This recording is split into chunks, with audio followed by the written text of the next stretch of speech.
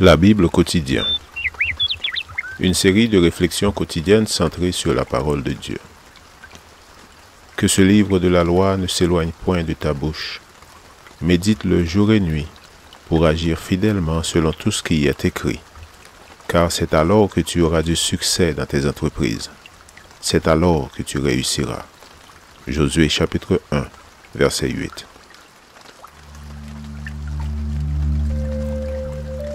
Aujourd'hui, le 8 août, il nous choisit notre héritage. Il nous choisit notre héritage, la gloire de Jacob qu'il aime. Psaume 47, verset 5. Les grands-parents, par amour pour leurs petits-enfants, sont capables de tout leur donner. Quelqu'un a été jusqu'à dire que nous travaillons dans le but de laisser un héritage à nos petits-enfants. Celui qui laisse un héritage le fait essentiellement par amour et en pensant à l'avenir de ses bien-aimés.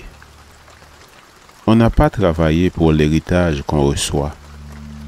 Bien souvent, cet héritage n'a pas été choisi, mais il est en général vivement apprécié. Dans le verset d'aujourd'hui, le psalmiste présente une vérité. L'Éternel a défini et choisi un héritage pour ses enfants. Faisant allusion au pays que le Seigneur a promis de donner aux Hébreux quand il les délivra de l'esclavage, ce psaume contient également les promesses certaines de notre héritage éternel. Notre héritage est assuré, car Jésus est allé nous préparer une place dans ses demeures. Nous avons d'ores et déjà la certitude d'un avenir sans nuage, en compagnie de notre Sauveur. En règle générale, et si le bénéficiaire du testament n'a pas accéléré la mort du testateur par quelque mauvais traitement, l'héritier attend patiemment son héritage. L'enfant prodigue n'a pas eu la patience d'attendre et a exigé sa part d'héritage en avance, avec les conséquences que nous connaissons bien.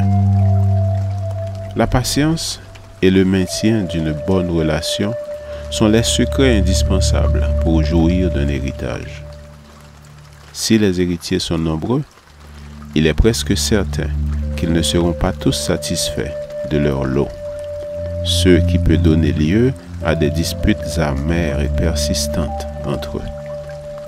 Toutefois, ce qui peut arriver de mieux à un héritier, c'est que l'héritage reçu contribue à son bonheur pendant le reste de ses jours. Nous ne serons pas les seuls bénéficiaires de l'héritage céleste, mais les bienfaits de notre Dieu feront notre bonheur. Et sans qu'il y ait l'ombre d'un différend à ce sujet, nous partagerons avec joie tout ce qui peut l'être. Nul ne plantera pour que d'autres mangent. Nul ne bâtira des maisons pour que d'autres y habitent. Nous connaissons le testament que le Seigneur a fait en notre faveur. Il a travaillé afin que ses enfants puissent profiter des fruits de son labeur dans la paix et l'harmonie. Ne méprisons pas l'héritage promis et ne perdons pas patience dans notre attente du grand événement. Avant tout, que nos regards restent toujours fixés sur l'invisible, car tout repose sur l'Éternel. Lecture de la Bible pour aujourd'hui dans l'Ancien Testament, Psaume 46 et 47, et dans le Nouveau Testament, Matthieu 3 et 4.